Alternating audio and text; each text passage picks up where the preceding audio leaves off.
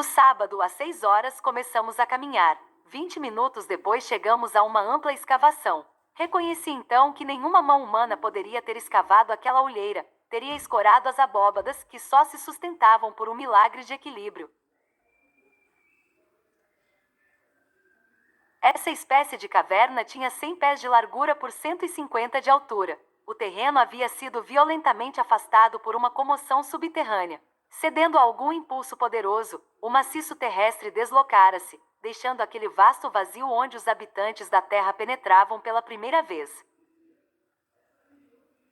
Toda a história do período olheiro estava inscrita naquelas paredes escuras, e um geólogo poderia acompanhar com facilidade as diversas fases. Os leitos de carvão eram separados por estratos de grés ou de argila compactos e como que esmagados pelas camadas superiores. Nessa era do mundo, que precedeu a era secundária, a Terra foi recoberta por uma vegetação compacta em virtude do calor tropical e da umidade persistente. Uma atmosfera de vapores envolvia todo o globo, escondendo ainda os raios do Sol.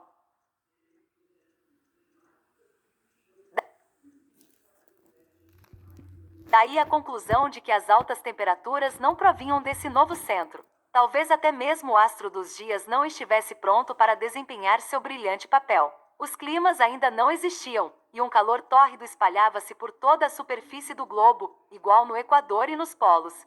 De onde vinha? Do interior do globo. A despeito das teorias do professor Lidenbrock, um fogo violento espalhava-se pelas entranhas do esferoide. Sua ação era sensível até nas últimas camadas da crosta terrestre. Privadas da ação benéfica dos eflúvios do Sol, as plantas não davam flores nem perfumes, mas suas raízes extraíam muita vida dos terrenos ardentes dos primeiros dias. Havia poucas árvores, apenas plantas herbáceas, imensos gramados, fetos, licopódios, sigilariáceas, asterofilitas. Famílias raras cujos espécimes contavam-se então aos milhares. Ora, deve-se a origem do carvão a essa vegetação exuberante. A crosta ainda elástica do globo obedecia aos movimentos da massa líquida que recobria. Daí fissuras e desmoronamentos. Arrastadas para baixo das águas, pouco a pouco formaram amontoamentos consideráveis. Então interveio a ação da química natural. No fundo do mar, as massas vegetais a princípio viraram turfa. Depois, graças à influência dos gases e sob o fogo da fermentação, sofreram uma mineralização completa. Uma mina de carvão. Gritei.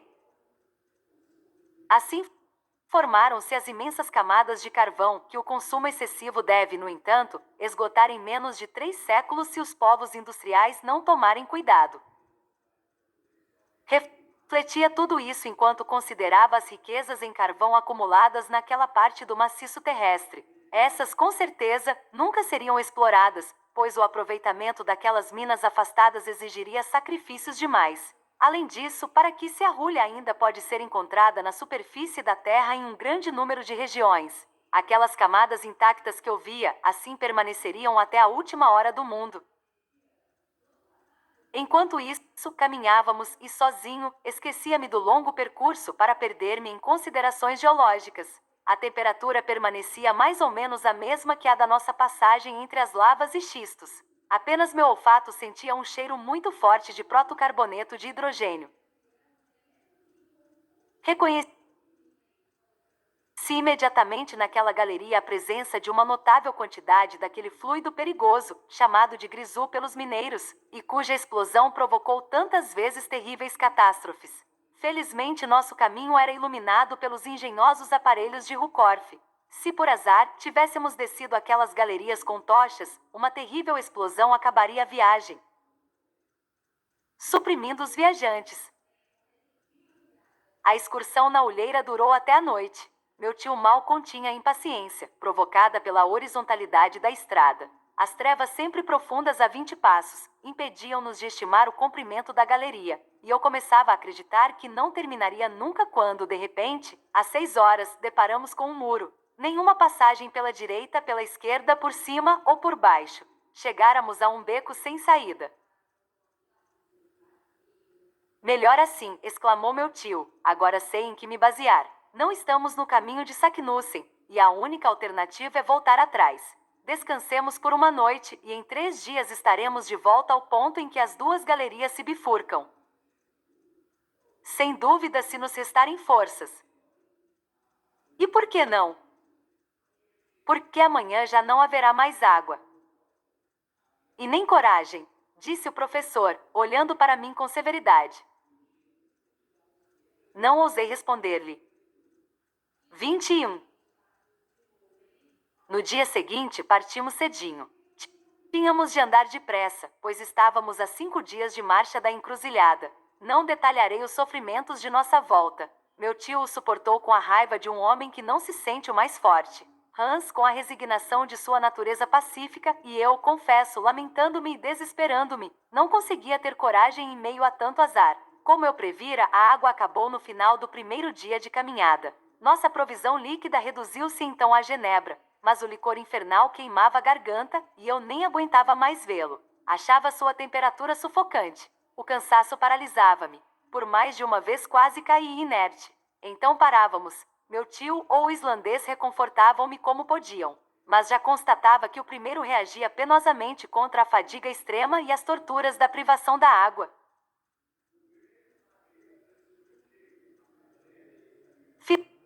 Finalmente, na terça-feira, 7 de julho, arrastando-nos de joelhos, de 4, chegamos semi-mortos ao ponto de encontro das duas galerias. Lá permaneci como uma massa inerte, estendido no chão de lava. Eram 10 horas da manhã. Encostados na parede, Hans e meu tio tentaram mastigar alguns pedaços de biscoito. Seus lábios entumecidos soltavam longos gemidos. Caí desmaiado. Depois de algum tempo, meu tio aproximou-se de mim e ergueu-me em seus braços. Pobre criança, murmurou num tom de piedade. Não estava habituado à ternura do selvagem professor. Senti-me tocado por suas palavras. Tomei suas mãos trêmulas entre as minhas. Ele as abandonou olhando-me. Seus olhos estavam úmidos. Então vi que pegava o cantil pendurado em seu ombro. Para meu grande estupor, aproximou-o de meus lábios. Beba, disse. Será que eu tinha ouvido bem? Meu tio estava louco? Olhei-o com um ar embrutecido. Não queria compreendê-lo. Beba, repetiu. Repetiu. E erguendo o cantil, esvaziou-o inteiro entre meus lábios. Oh, gozo infinito! Um gole de água umedeceu minha boca em fogo, só um, mas foi suficiente para trazer-me de volta à vida que se esvaía. Agradeci a meu tio unindo as mãos. Sim, disse ele, um gole de água, o último. Você está ouvindo? O último. Guardei-o com todo o cuidado no fundo de meu cantil. Por 100 vezes tive de resistir ao terrível desejo de bebê-lo. Mas não, Axel, estava reservado para você. Tio, murmurei enquanto meus olhos se enchiam de lágrimas. Sim, pobre criança, sabia que ao chegar nessa encruzilhada, você cairia semi-morto, e guardei minhas últimas gotas de água para reanimá-lo. Obrigado, obrigado, exclamei. Embora ainda estivesse com sede, recuperei-me um pouco. Os músculos de minha garganta, contraídos até então, relaxaram, e a inflamação de meus lábios passou a doer menos. Já conseguia falar. Bem, disse, só nos resta um caminho. Estamos sem água. Temos de voltar atrás. Enquanto eu falava, meu tio evitava me olhar, baixava a cabeça, seus olhos fugiam dos meus. Temos de voltar, gritei, voltar ao topo do Sneffels. Que Deus nos dê forças para conseguir subir até o alto da cratera. Voltar, murmurou meu tio, como se respondesse mais a si mesmo do que a mim. Sim, voltar e sem perder nem um instante. Seguiu-se um momento de silêncio bastante longo. Então, Axel, volveu o professor num tom estranho, essas poucas gotas de água não lhe devolveram a coragem e a energia? Coragem. Vejo que está abatido como antes e que ainda fala com desespero. Com que tipo de homem eu estava lidando e quais os projetos de seu espírito audacioso? O quê? O senhor quer continuar? Desistir desta expedição quando tudo indica que ela pode dar certo? Nunca. Então devo resignar-me a perecer? Não, Axel, não. Não quero que você morra. Hans vai acompanhá-lo. Deixe-me sozinho. Abandoná-lo. Deixe-me, eu estou dizendo. Comecei esta viagem e irei até o fim, mesmo que não volte nunca mais. Vá, Axel, vá embora. Meu tio parecia extremamente excitado. Sua voz, por um momento suave, voltava a ser dura, ameaçadora. Lutava contra o impossível com uma energia tenebrosa. Não queria abandoná-lo no fundo daquele abismo, mas, por outro lado, o instinto de conservação dizia-me para fugir. O guia acompanhava a cena com sua indiferença costumeira, mesmo entendendo o que acontecia entre seus dois companheiros. Nossos gestos eram mais do que suficientes para indicar que queríamos arrastar um ao outro para caminhos opostos. Hans, porém, parecia pouco interessado naquele problema que colocava sua vida em risco, pronto para partir se dessemos o sinal de partida, pronto para ficar se seu patrão quisesse. O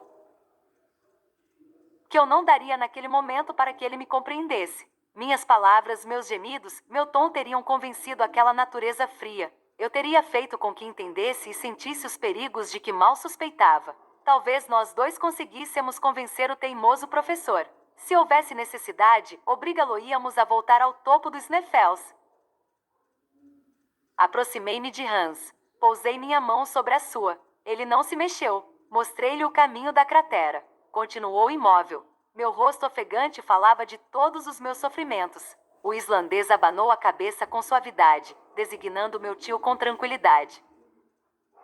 Master, murmurou. Patrão, gritei. Louco. Não, ele não é o senhor de sua vida. É preciso fugir. É preciso arrastá-lo. Você está me ouvindo? Dá para você me entender? Peguei Hans pelo braço. Queria obrigá-lo a levantar-se. Lutei com ele. Meu tio interveio. Calma, Axel, disse. Você nada conseguirá desse servidor impassível. Escute a minha proposta. Cruzei os braços e encarei meu tio. A falta de água, disse, é o único obstáculo à realização de meus projetos. Na galeria leste, feita de lavas, xistos e rulha, não encontramos uma molécula líquida. Talvez tenhamos mais sorte no túnel oeste. Abanei a cabeça com ar de profunda incredulidade. Escute-me até o fim, continuou o professor, forçando a voz. Enquanto você jazia aqui sem movimento, fui examinar a conformação da segunda galeria. Ela penetra nas entranhas do globo e, em poucas horas, será capaz de levar-nos ao maciço granítico, onde deveremos encontrar muitas nascentes. Esse fato é determinado pela natureza da rocha, e o instinto está de acordo com a lógica para sustentar minha convicção. Eis o que quero propor-lhe. Quando Colombo pediu 3 dias à sua tripulação para encontrar novas terras, sua tripulação doente, apavorada, aqueceu a seu pedido, e ele descobriu um novo mundo. Eu, o Colombo destas regiões subterrâneas, só lhe peço mais um dia. Se passado esse prazo ainda não tiver encontrado água, juro-lhe, voltaremos à superfície da terra. A despeito de minha irritação, fiquei comovido com essas palavras e com a violência de meu tio contra si mesmo para falar daquela forma. Muito bem, exclamei, que seja feita a sua vontade e que Deus recompense sua energia sobre-humana. O senhor só tem mais algumas horas para tentar a sorte. Em frente. XXI. Desta vez, recomeçamos a descer pela outra galeria. Hans ia na frente, como sempre. Havíamos andado menos de 100 passos quando o professor, passeando sua lâmpada pelas muralhas, exclamou.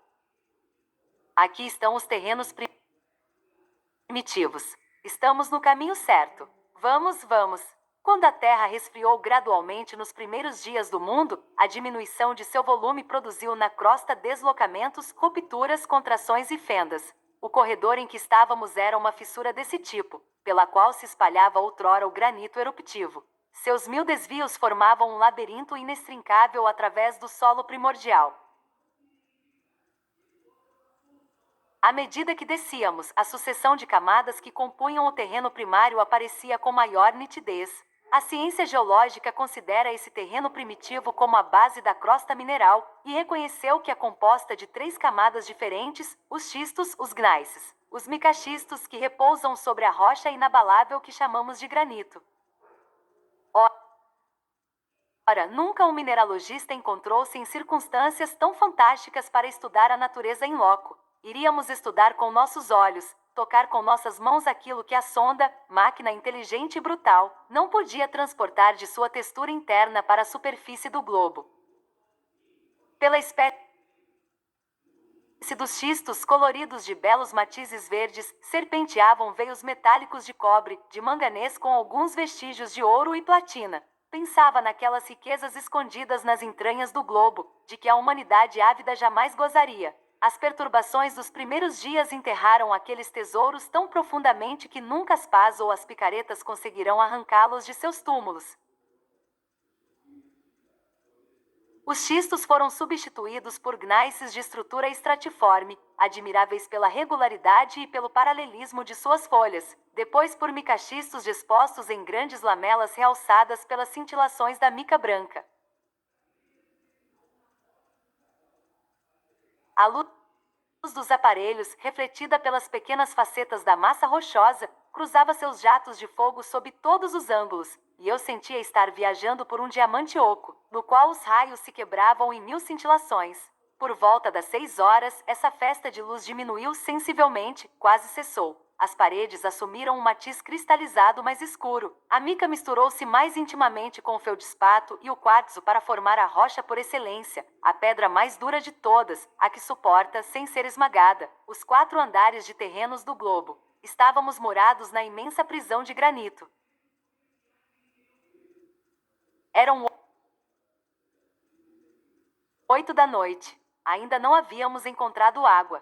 Eu sofria terrivelmente. Meu tio ia na frente. Não queria parar. Aguçava os ouvidos para surpreender os murmúrios de alguma fonte. Mas nada. Minhas pernas recusavam-se a carregar-me. Resisti às minhas torturas para não obrigar meu tio a parar. Teria sido desesperador para ele, pois o último dia que lhe pertencia estava acabando. Finalmente as forças abandonaram-me. Dei um grito e caí. Socorro! Estou morrendo! Meu tio voltou. Considerou-me cruzando os braços. Depois, saíram essas palavras surdas de seus lábios.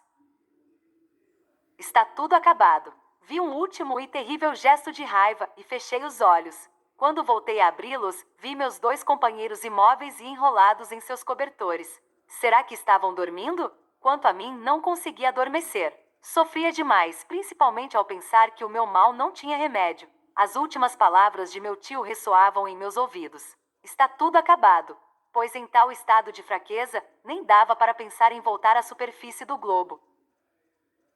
Havia 1,5 léguas de crosta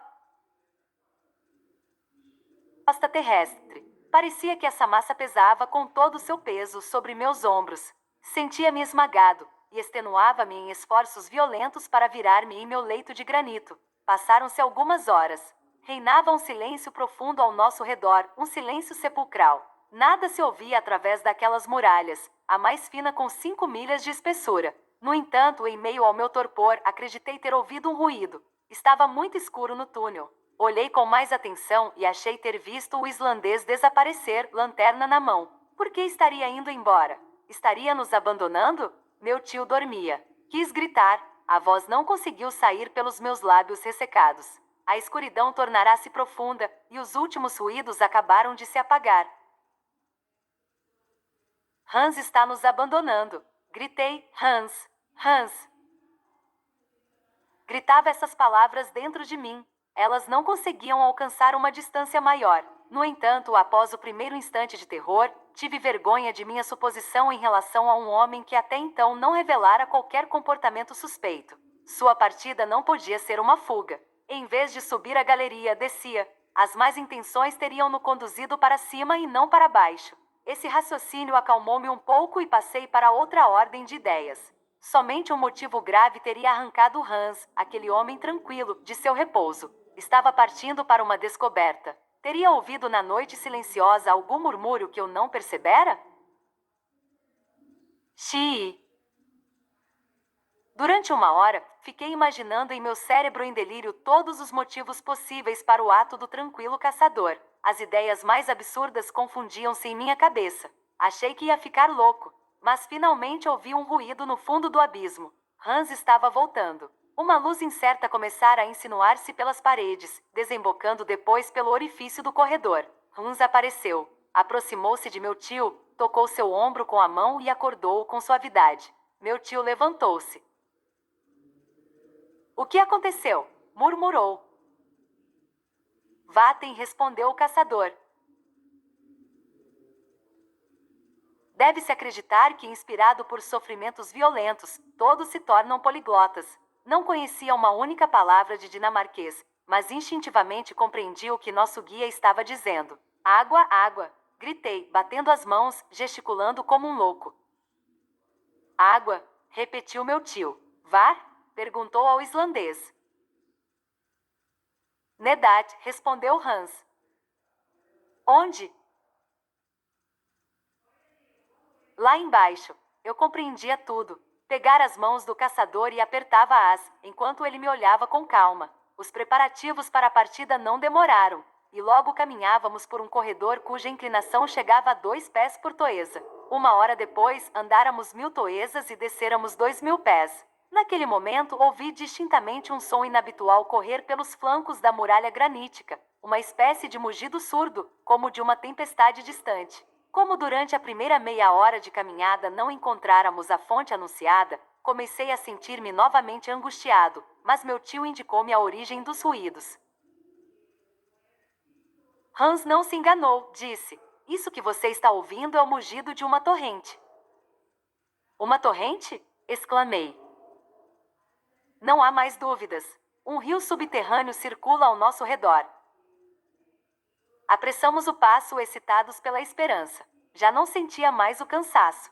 Aquele ruído de água murmurante já me refrescava. Aumentava sensivelmente. Após ter se sustentado por um período acima de nossas cabeças, agora a torrente corria pela parede da esquerda, mugindo e saltando. Eu ficava passando a mão na rocha, esperando encontrar vestígios de ressudação ou umidade, mas em vão. Mais meia hora se passou. Transpusemos mais meia légua. Tornou-se então evidente que, em sua ausência, o caçador não pudera prolongar suas pesquisas para além daquele ponto.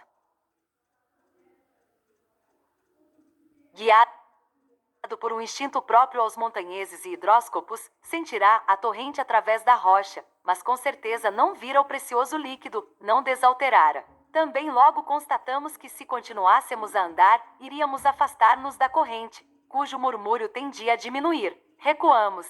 Hans parou no ponto preciso em que a corrente parecia mais próxima. Sentei-me perto da muralha, enquanto as águas corriam a 2 pés de mim com extrema violência. Mas ainda estávamos separados delas por uma parede de granito.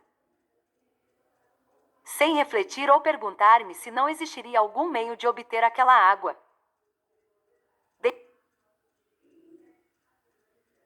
deixei-me levar por um primeiro momento de desespero. Hans olhou para mim, e acreditei ter visto um sorriso em seus lábios. Ele levantou-se e pegou a lâmpada. Acompanhei-o. Dirigiu-se para a muralha. Fiquei olhando para ele. Ele colou sua orelha na pedra e passeou-a, ouvindo com muito cuidado. Compreendi que estava procurando o ponto em que a torrente fazia mais barulho. Encontrou-o na parede lateral da esquerda, 3 pés acima do chão. Como eu estava emocionado! Nem ousava adivinhar o que o caçador queria fazer, mas tive de compreendê-lo e aplaudi-lo, enchê-lo de carinho, quando vi que pegava sua picareta para quebrar a própria rocha. Estamos salvos! Gritei. Sim, repetia meu tio em frenesi. Hans tem razão. Ah, belo caçador! Não teríamos encontrado isso. Com toda certeza, por mais simples que fosse esse meio, jamais teríamos tido essa ideia. Nada mais perigoso do que uma picaretada naquela estrutura do globo. Quem poderia garantir que não seríamos esmagados por algum desmoronamento? E se a torrente que surgisse pela rocha provocasse uma inundação? Não eram perigos imaginários. Contudo, naquele momento, o temor de desmoronamento ou inundação não poderia nos deter, e nossa sede era tão intensa que, para matá-la, teríamos escavado o próprio leito do oceano. Hans começou a executar o trabalho que nem eu nem meu tio teríamos coragem de fazer. Levados pela impaciência, a rocha teria estourado sob nossos golpes precipitados. Ao contrário, calmo e moderado, o guia desgastou pouco a pouco o rochedo com uma série de picaretadas, cavando uma abertura de 6 polegadas. Eu ouvia o barulho da torrente aumentar e já sentia água benéfica em meus lábios. Logo a picareta penetrou 2 pés na muralha de granito. O trabalho durava mais de 1 hora. Torcia-me de impaciência. Meu tio quis empregar meios mais violentos. Foi difícil detê-lo e já pegara sua picareta quando ouvimos um assobio. Um jato de água jorrou da muralha e foi quebrar-se na parede oposta. Um tanto alterado pelo choque, Hans não conseguiu conter um grito de dor. Consegui compreendê-lo quando mergulhei minhas mãos no jato líquido. Também soltei uma exclamação violenta. A água da fonte estava fervendo. Água a 100 graus, exclamei. Esfriará, respondeu meu tio. O corredor enchia-se de vapores, enquanto se formava um riacho que ia perder-se nas sinuosidades subterrâneas. Logo tomávamos o primeiro gole. Ah, que prazer! Que voluptuosidade incomparável! O que era aquela água? De onde vinha? Não tinha nenhuma importância. Era água e, embora ainda quente, trazia de volta ao coração a vida que lhe fugia. Bebi sem parar, sem nem mesmo degustar. Somente depois de 1 minuto de deleite exclamei: mas é água ferruginosa. É excelente para o estômago, replicou meu tio, pois contém um alto grau de mineralização. Essa viagem acabou valendo por uma estação de águas em Spa ou Toeplitz. Ah, como é bom! Com toda certeza, uma fonte a 2 léguas sob a terra. Tem um gosto de tinta nada desagradável. Que bela nascente Hans descobriu para nós. Proponho seu nome para esse saudável riacho. Concordo, exclamei. E adotamos imediatamente o nome de Hans Ba. Hans não demonstrou maior orgulho. Após ter saciado a sede com moderação, encostou-se num canto com sua calma habitual. Agora, disse, não devemos deixar que essa água se perca. Para quê? Respondeu meu tio. Acho que a nascente é inesgotável. De qualquer modo, vamos encher nossos cantis e depois tentaremos tampar a abertura. Meus companheiros acataram meu conselho. Em meio aos estouros de granito e estopa, Hans tentou obstruir o entalhe na parede, o que não foi fácil. Queimávamos a mão sem conseguir nada, a pressão era forte demais, e nossos esforços foram em vão. É evidente que os lençóis superiores desse curso de água localizam-se a uma grande altitude, como seu jato é forte. Comentei. Com toda a certeza, replicou meu tio. Se a coluna de água tiver 32.000 pés de altura, estamos diante de 1.000 atmosferas de pressão. Mas acabo de ter uma ideia. Qual? Por que essa teima em tamparmos a abertura? Por quê? Não consegui encontrar uma boa razão. Temos certeza de que encontraremos água quando nossos cantis estiverem vazios? É claro que não.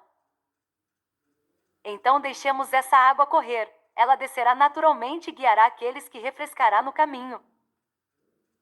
Que boa ideia! Exclamei, e com esse riacho por companheiro não há mais nenhum motivo para que nossos planos não deem certo.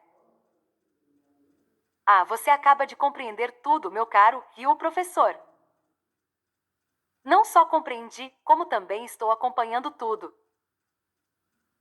Um momento antes de mais nada, descansemos por algumas horas. Esquecera-me completamente de que era noite. O cronômetro encarregou-se de informar-me. Logo todos nós, suficientemente refeitos e refrescados, caímos num sono profundo. Chiu. No dia seguinte, já havíamos esquecido nossos sofrimentos. Surpreendia-me, antes de mais nada, não sentir mais sede e perguntava-me por quê. O riacho que corria a meus pés em murmúrios encarregou-se de responder-me. Depois do desjejum, bebemos aquela excelente água ferruginosa. Sentia-me reanimado e decidido a ir longe. Porque um homem convicto como meu tio não obteria êxito com um guia esperto como Hans e um sobrinho determinado, como eu? Que ideias e tanto percorriam minha mente. Se me propusessem voltar ao cimo do Sneffels, negar-me-ia a fazê-lo com indignação. Felizmente, era só uma questão de descer. Vamos! Gritei, acordando os velhos ecos do globo com minha voz entusiasmada.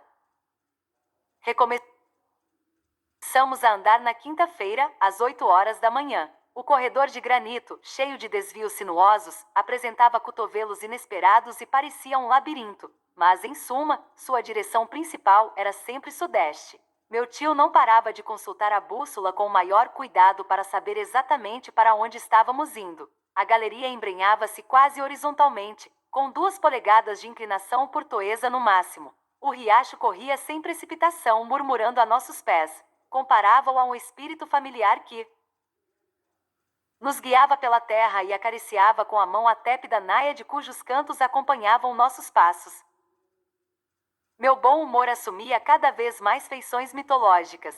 Meu tio já praguejava contra a horizontalidade da estrada, ele, homem das verticais. Seu caminho prolongava-se indefinidamente e, em vez de escorregar ao longo do raio terrestre, seguia, de acordo com o que dizia, pela hipotenusa. Mas não tínhamos escolha e, por menos que avançássemos em direção ao centro, não tínhamos do que nos queixar. Além disso, de vez em quando as inclinações tornavam-se mais íngremes. A náiade começava a descambar mugindo e nós afundávamos com ela. Em suma, naquele dia e no dia seguinte, percorremos uma boa distância horizontal e relativamente pouco caminho vertical. De acordo com as estimativas, na sexta-feira à noite, 10 de julho, devíamos estar 30 léguas a sudoeste de Reykjavik e a uma profundidade de 2 léguas e meia. Abriu-se então, sob nossos pés, um poço bastante assustador. Meu tio não conseguiu evitar aplaudir depois de calcular o declive de suas vertentes. Isso pode nos levar longe e com muita facilidade, gritou, pois as saliências da rocha formam uma verdadeira escada. Hans dispôs as cordas de forma a prevenir qualquer acidente. Começamos a descer. Não ouso chamar a descida de perigosa, pois já estava familiarizado com aquele tipo de exercício. O poço era uma fenda estreita no maciço do tipo a que chamamos de falha. Com certeza fora produzida pela contração da estrutura terrestre na época de seu resfriamento. Se outrora servirá de passagem ao material eruptivo vomitado pelo Sneffels, não conseguia encontrar qualquer explicação para o fato de não ter deixado qualquer vestígio. Descíamos por uma espécie de escada em caracol, que parecia ter sido feita pelo homem. De 15 em 15 minutos, tínhamos de parar para descansar um pouco para que as barrigas de nossas pernas voltassem à sua elasticidade normal. Então sentávamos em qualquer saliência, as pernas penduradas, conversávamos comendo e matávamos a sede no riacho. Nem é preciso dizer que naquela falha o Hansbach transformará-se numa cascata em detrimento de seu volume, mas era mais do que suficiente para matar nossa sede. Além disso, nos declives menos íngremes não deixava de voltar ao seu curso tranquilo. Naquele momento, lembrava-me meu digno tio, com seus acessos de impaciência e de raiva, enquanto, nas inclinações mais suaves, mantinha a calma do caçador islandês. Nos dias 11 e 12 de julho, seguimos as espirais da falha, penetrando mais 2 léguas na crosta terrestre, o que perfazia quase 5 léguas abaixo do nível do mar. Mas no dia 13, por volta do meio-dia, a falha assumiu na direção sudeste. Uma inclinação bem mais suave, de cerca de 45 graus. O caminho tornou-se então fácil e muito monótono. Difícil ser de outra forma. A viagem não podia ser variada pelos incidentes da paisagem. Finalmente, na quarta-feira, 15 de julho, estávamos 7 léguas sob a terra e a mais ou menos 50 léguas dos Sneffels. Embora um pouco cansados, o nosso estado de saúde era tranquilizador, ainda não tocáramos na nossa farmácia de viagem.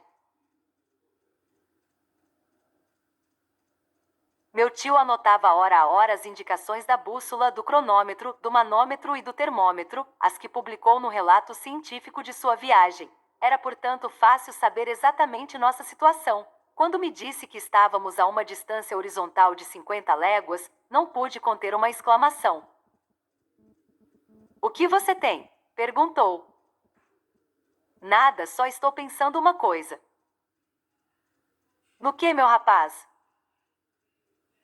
"É que, se seus cálculos estão corretos, não estamos mais sob a Islândia."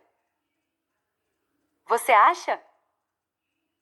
"É fácil verificar. Com o compasso medi as distâncias no mapa."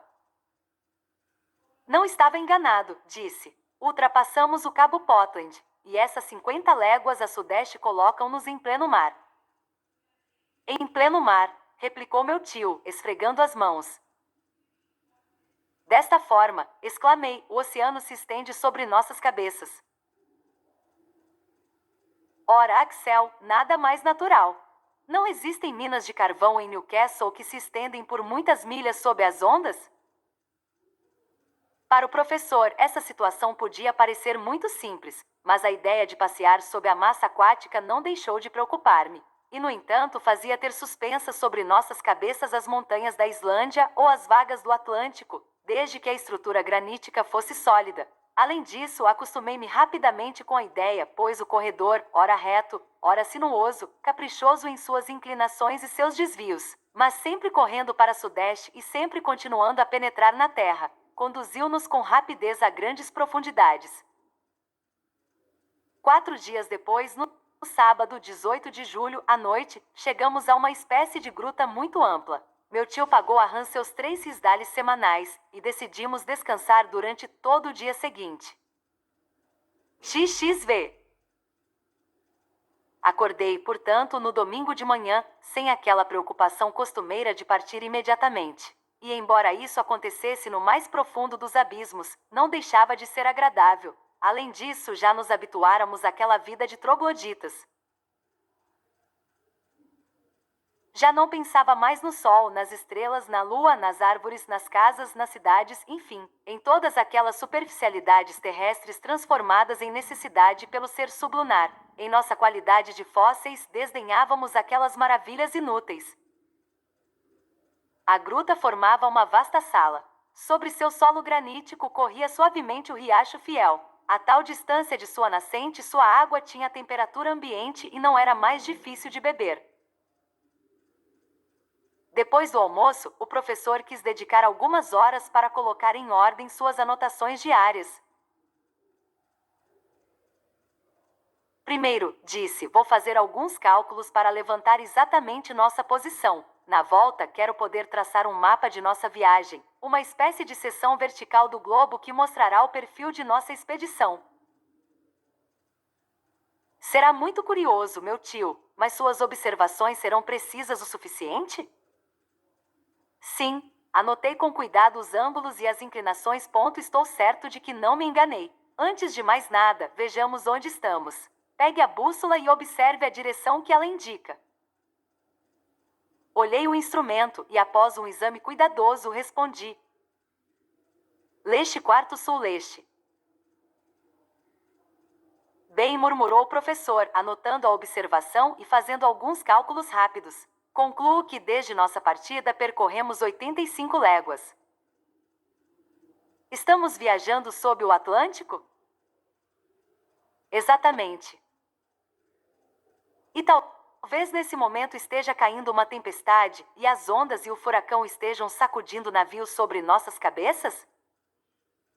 É possível. E as baleias estejam tocando com suas caudas as muralhas de nossa prisão? Fique tranquilo, Axel, não conseguirão abalá-la. Mas voltemos a nossos cálculos. Estamos a sudeste, a 85 léguas da base do Sneffels. De acordo com as minhas anotações anteriores, avalio nossa profundidade em 16 léguas. 16 léguas! Exclamei. Com certeza. Mas é o limite extremo delimitado pela ciência à espessura da crosta terrestre.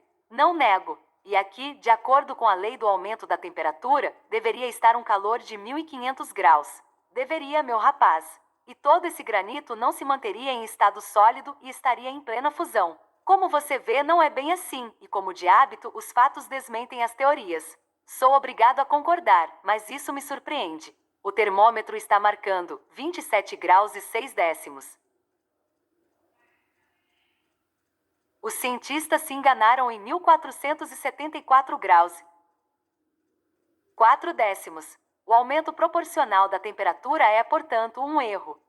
Dave não estava enganado. Nem eu errei em ouvi-lo. O que você diz disso? Nada. Na verdade, eu tinha muito a dizer. Não admitia a teoria de Dave, continuava apostando no calor central, embora absolutamente não sentisse seus efeitos. Na verdade, preferia admitir que aquela chaminé de um vulcão extinto, recoberta pelas lavas de uma camada refratária, não permitia que a temperatura se propagasse pelas suas paredes. mas sem tentar encontrar novos argumentos, limitava-me a aceitar a situação tal como era. Meu tio, continuei, considero todos os seus cálculos exatos, mas permita-me chegar a partir deles a consequências rigorosas. À vontade, meu rapaz. No ponto em que estamos, sob a latitude da Islândia, o raio terrestre é de mais ou menos 1583 léguas. 1583 léguas e um terço. Arredondemos isso para 1600 léguas. De uma viagem de 1600 léguas, já percorremos 12? Exatamente. Isso equivale a 85 léguas de diagonal? Isso mesmo. Em cerca de 20 dias? Em 20 dias. Ora, 16 léguas correspondem a 1/100º do raio terrestre. Sendo assim, levaremos 2000 dias ou quase 5 anos e meio descendo. O professor não respondeu. Sem contar que se uma vertical de 16 léguas termina por uma horizontal de 80, isso dá 8.000 milhas na direção sudeste. E muito tempo antes de alcançar o centro já teremos saído por um ponto da circunferência. Ao diabo com seus cálculos, replicou meu tio com um gesto de raiva. Ao diabo com suas hipóteses. Em que se baseiam? Quem lhe garante que esse corredor não dará diretamente em nosso objetivo? Aliás, tem um precedente a meu favor. Outro já fez o que estou fazendo, outro já foi bem-sucedido e eu também terei êxito. Espero que sim, mas enfim, posso permitir-me. Você pode permitir-se calar, Axel, já que está dizendo coisas tão irracionais. Observei que o terrível professor ameaçava reaparecer na pele do tio e resolvi evitar tal desenlace. Agora consulte o manômetro, retomou. O que indica? Uma pressão considerável. Bem, você percebe que descendo suavemente, acostumando-nos pouco com a densidade da atmosfera, quase não a sentimos. Quase nada, só um pouco de dor de ouvido. Isso não é nada, e esse mal-estar desaparecerá se colocar o ar exterior rapidamente em contato com o ar encerrado em seus pulmões. Com certeza, respondi, resolvido a não mais contrariar meu tio. Dá até prazer sentir-se mergulhado numa atmosfera mais densa. O senhor observou com que intensidade o som se propaga? Sem dúvida. Um surdo acabaria ouvindo as mil maravilhas. Mas essa densidade aumentará com toda a certeza? Sim, de acordo com uma lei muito pouco determinada. É verdade que a intensidade da gravidade diminuirá à medida que descermos. Você bem sabe que ela é sentida com maior nitidez na própria superfície da Terra, e que no centro do globo os objetos deixam de pesar. Sei, mas diga-me, o ar não acabará por adquirir a densidade da água? Claro, sob uma pressão de 710 atmosferas. E mais embaixo? Mais embaixo a densidade aumentará mais ainda. Então como desceremos? Colocaremos pedregulhos nos bolsos. Que incrível, meu tio, o senhor tem resposta para tudo.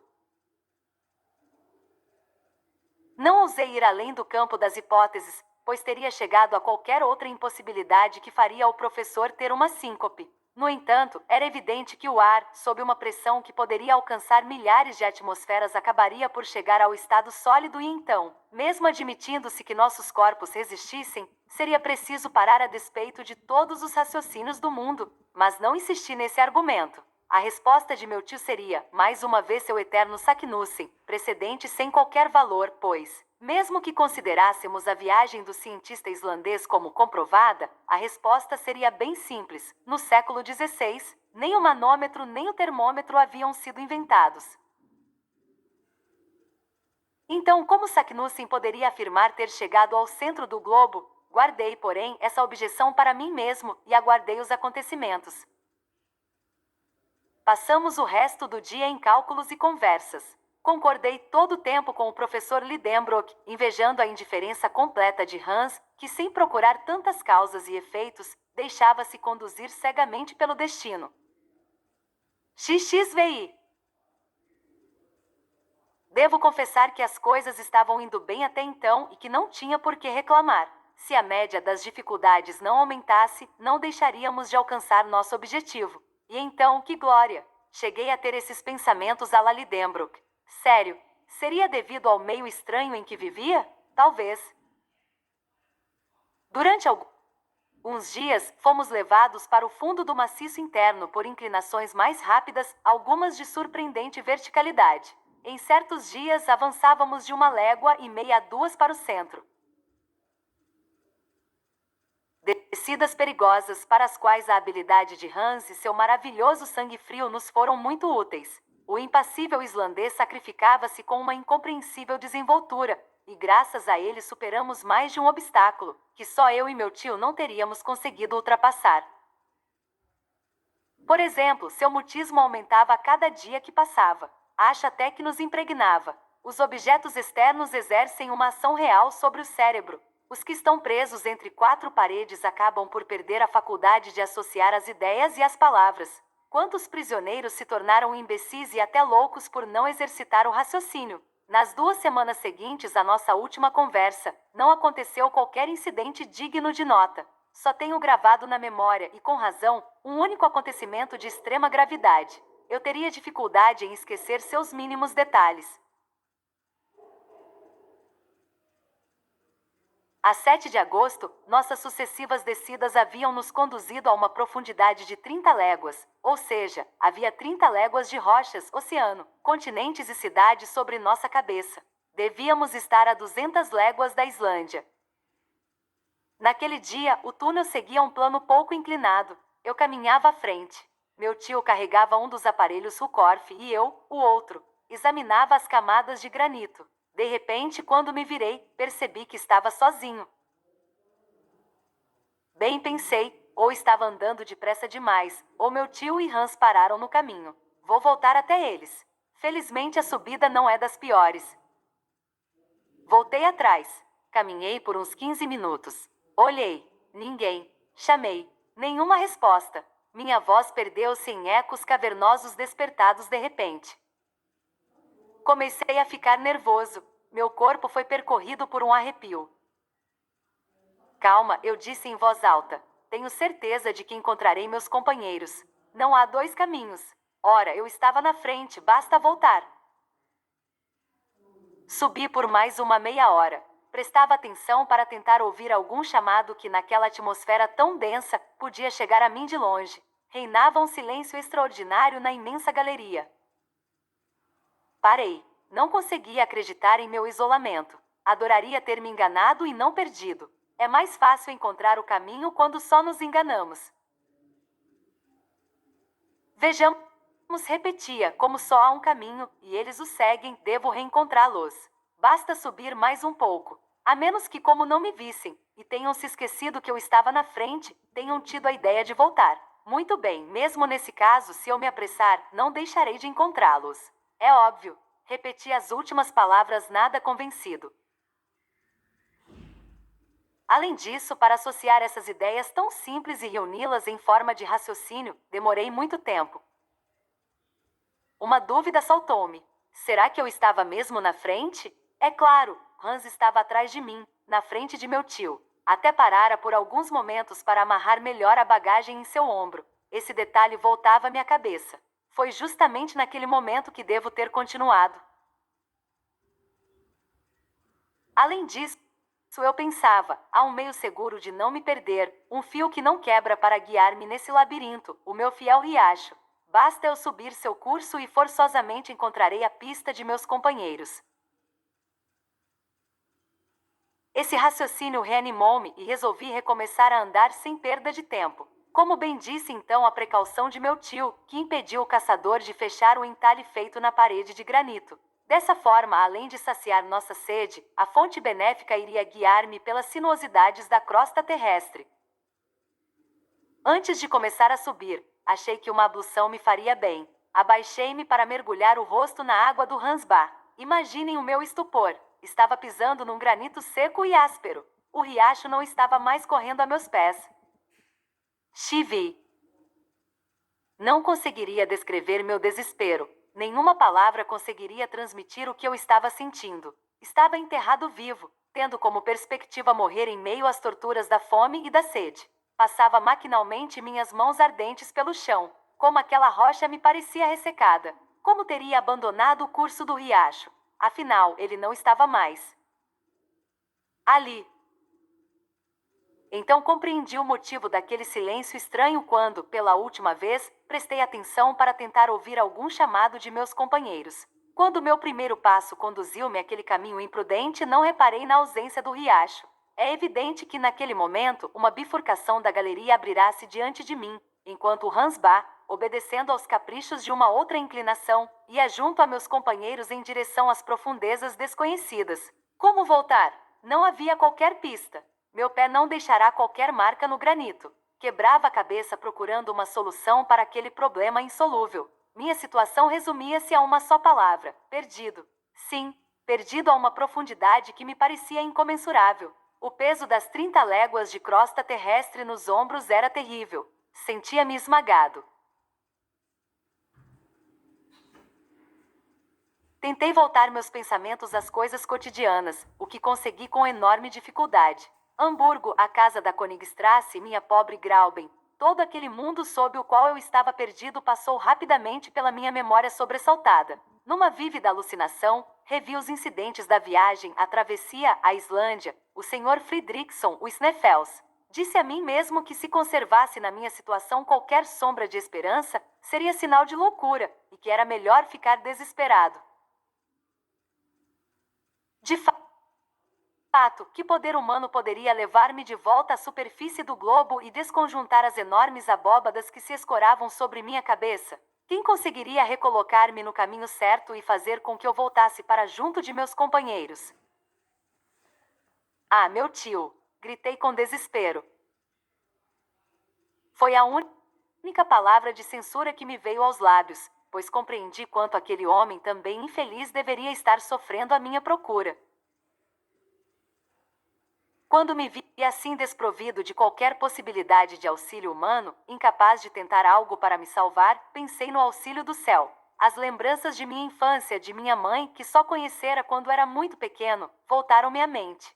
Recorri à oração, embora tivesse pouco direito de ser ouvido por Deus, ao qual me dirigia tão tarde, e implorei com fervor. O recurso à providência acalmou-me um pouco, e consegui concentrar todas as forças da inteligência em minha situação. Tinha víveres para 3 dias e meu cantil estava cheio. No entanto, não podia ficar sozinho por mais tempo do que isso. Deveria subir ou descer? É claro que subir, sempre. Deveria chegar ao ponto em que abandonara a nascente, a bifurcação funesta. Ali, com o riacho a meus pés, sempre poderia subir ao topo dos Sneffels. Como não pensara nisso antes? Era minha chance de salvação. O mais importante era, portanto, reencontrar o curso do Hans Bach. Levantei-me e, sustentando-me no bastão de ferro, subi pela galeria. Era uma vertente bastante íngreme. Caminhava cheio de esperança e sem maiores problemas, como um homem que não tem de optar por um caminho. Por cerca de meia hora, não fui detido por qualquer obstáculo. Tentava reconhecer o caminho pela forma do túnel, pelas saliências de certas rochas, pela disposição das cavidades. Mas nenhum sinal particular chamou minha atenção, e logo tornou-se evidente que aquela galeria não me conduziria à bifurcação. Não tinha saída. Dei com uma parede impenetrável e caí na pedra.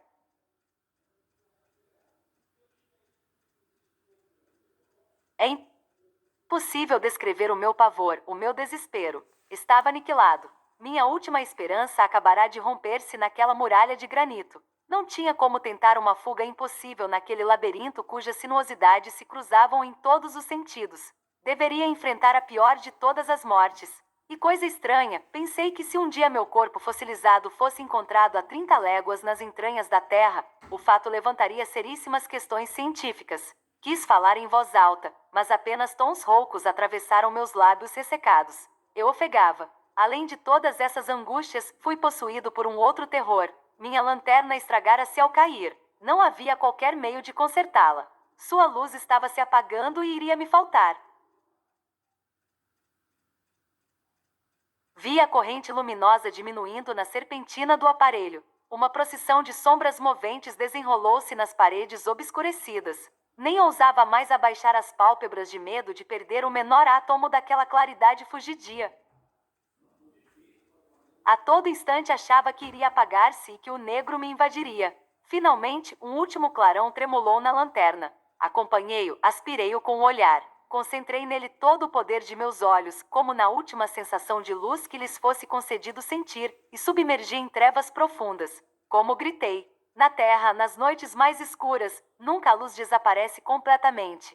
É difusa, é sutil, mas por menos luz que reste, a retina do olho acaba conseguindo vê-la. Aqui nada. A total escuridão transformava-me num cego em todos os sentidos do termo. Então perdi a cabeça. Ergui-me, os braços à minha frente, tentando apalpadelas das mais dolorosas.